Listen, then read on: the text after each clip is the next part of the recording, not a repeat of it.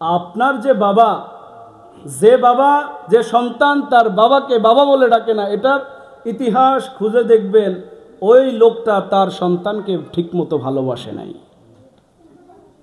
কথা বলেন, ওই লোকটা তার সন্তানকে সময় দেয় নাই, সন্তানকে আদর যত্ন করে নাই। সন্তানটাকে সময় না দেওয়ার কারণে, সন্তানটাকে ভালো না বাসার কারণে এই সন্তানটা আস্তে আস্তে আস্তে আস্তে এত দূরত্বে চলে গেছে যে এই বাবা ডাকলেও তার লজ্জা লাগে। এই জন্য সন্তানের বাবা যারা হয়েছেন, সন্তানকে সময় দিতে শেখেন। সন্তানকে সময় দিতে হবে, বউ বাচ্চা এদেরকে সময় দিতে হবে। সারাদিন ইনকাম নিয়ে ব্যস্ত থাকিয়েন না। বর্তমান সমাজের মধ্যে পরকীয়া কিন্তু যে পরিমাণে বাড়ছে আপনি কল্পনাও করতে পারবেন না। পরকীয়া যে পরিমাণে বাড়ছে আপনি কল্পনাও করতে পারবেন না। আপনি ইনকাম করতেছেন রাত দিন 24 ঘন্টা ডিউটি করার পরে ওভার ডিউটি, বুঝেন, ডিউটি করার পর ওভার ডিউটি, শুধুমাত্র আপনার এই স্ত্রীর চাহিদা পূরণ করার জন্যে। যখন এদিক কান দেন ভাই, খারাপ লাগতেছে নাকি?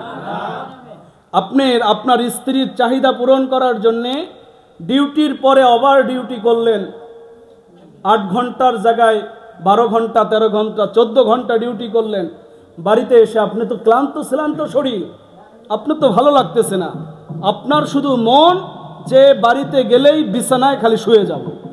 কথা বলেন ঠিক কিনা? বাড়িতে গেলেই শুয়ে যাব। বাড়িতে এসে বউটাকে সময় দিলেন না, শুয়ে গেলেন। পরের দিন সকালে আবার ঘুম থেকে উঠলেন, আবার চলে গেলেন। এই বউটা দেখবেন, এই স্ত্রীটা কিছুদিন পরেই অনলাইনে আরেকজনের সাথে কথা বলতেছে। কথা কয় না? আমি একটা বাস্তব ঘটনা আপনাদের বলি।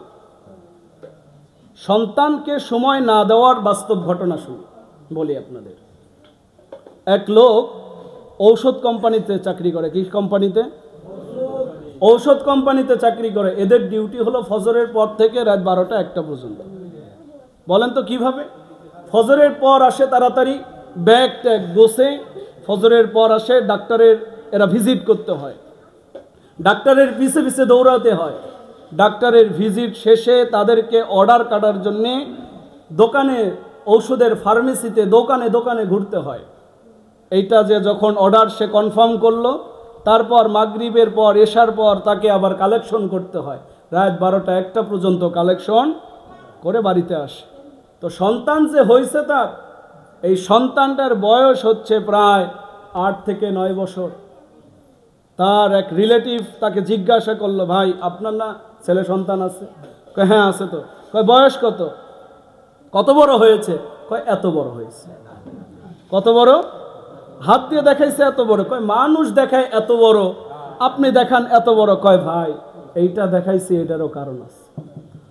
আমি তো ফজরের পর আসি, ডিউটিতে আসি ফজরের পর, যাই হচ্ছে রাত 12টা-1টা 2টা বাজে। আমি যখন ডিউটি করার জন্য আসি তখন দেখি ছেলেটা ঘুমায়, আবার ডিউটি থেকে বাড়িতে যখন যাই তখনও দেখি ছেলেটা ঘুমায়।